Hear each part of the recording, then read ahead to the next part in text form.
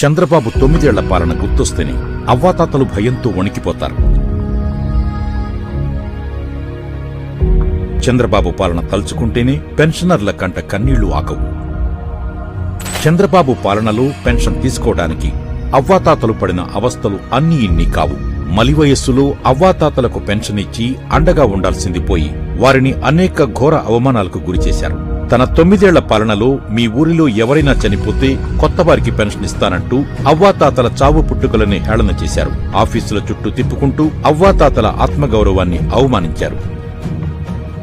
బ్యాంకులో పొద్దున 7కి వచ్చారు. రోడ్ల మీద నిలబడిపోయి చాలా మంది ముసలోళ్ళు సుబ్రహ్మణ్యుడు బీపీలో అసలు 2 బ్యాంకులో పడిపోయింది.